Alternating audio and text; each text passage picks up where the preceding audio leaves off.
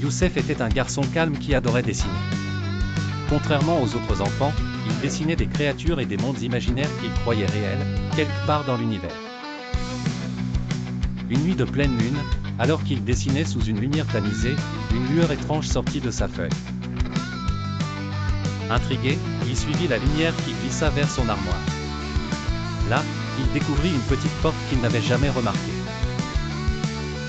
Il l'ouvrit, poussé par la peur et la curiosité, et se retrouva dans un long couloir qui s'illuminait à chaque pas.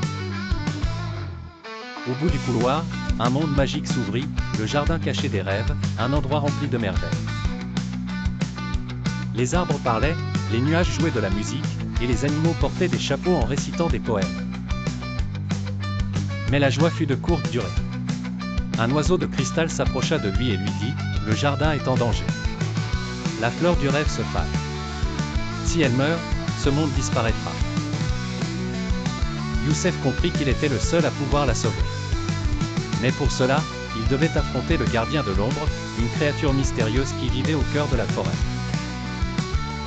En chemin, il fut accompagné par Pipa, une écureuil rapide qui connaissait tous les chemins secrets, Noum, un géant doux qui chantait pour les fleurs, et Marlowe, un chat bleu sage qui connaissait l'histoire du jardin.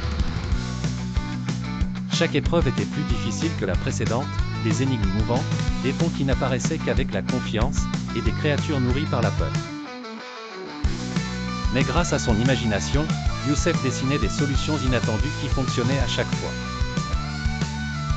Face au gardien de l'ombre, il ne se battit pas, mais lui dessina un souvenir de son enfance. Le gardien pleura, et se transforma en lumière. Youssef put alors atteindre la fleur du rêve et lui redonner vie en lui dessinant une nouvelle lumière.